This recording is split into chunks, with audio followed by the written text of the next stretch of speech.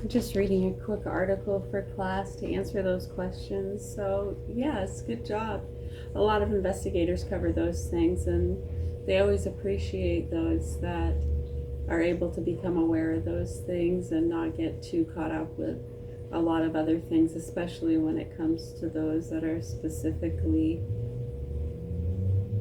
fed certain cases and information purposely and very publicly for a lot of different reasons.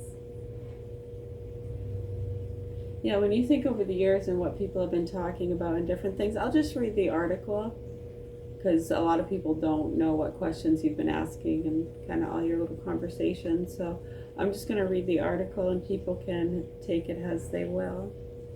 So yeah, reports of lost time, periods of missing memories, gaps in personal history, or long-term captivity associated with human trafficking and drugs in the 1980s often highlight a lack of recognized vocabulary for the crime at the time, leading to hidden cases and delayed understanding of victimization.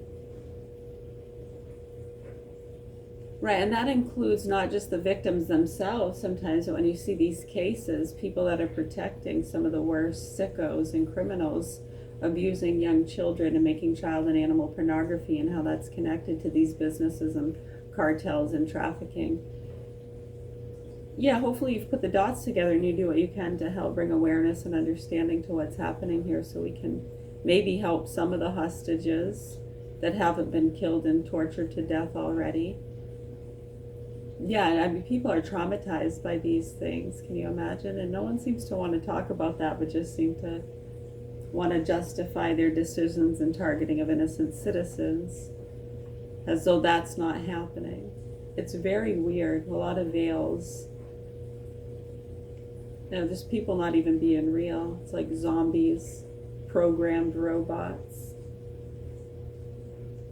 Right, so a lot of them not even being able to understand that the crimes are happening at the time. They can't recognize the vocabulary, leading to hidden cases and delayed understanding of victimization. Right, so hopefully people can start recognizing the cases that are in the now that have been ongoing and how horrible that is, and do what we can to bring awareness and help them. Survivors' experiences.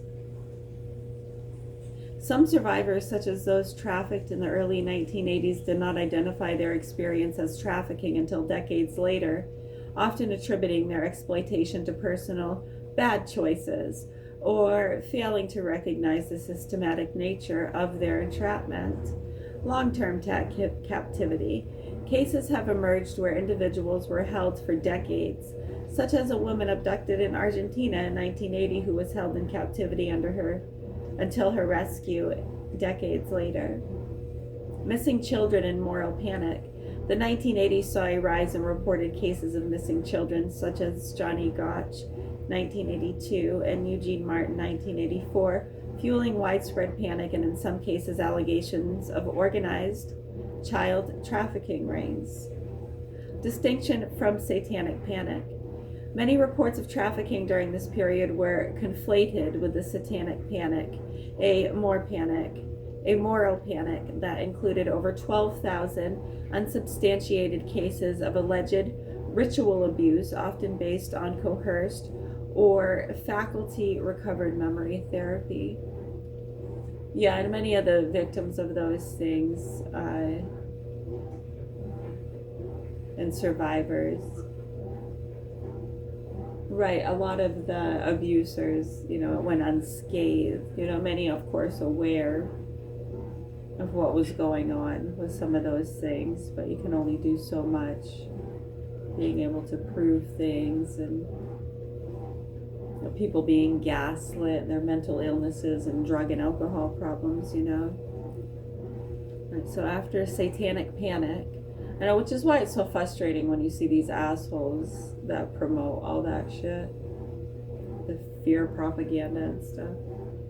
Lack of legal framework. During the 1980s, the legal and social framework to identify and report human trafficking was largely absent, resulting in a significant count of victims who are often treated as runaway children or criminals rather than victims of exploitation.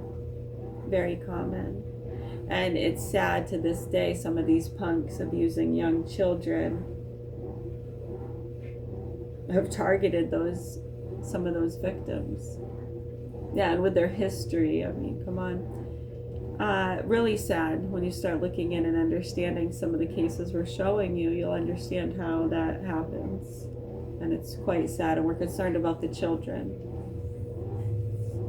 Bringing awareness to the child and animal pornography, how that's fed to the activist groups and feeders and chasers. Yeah, we've been over this multiple times, I think you know. All right, we're going to cut it there because this thing takes forever to upload. All right, 5:50.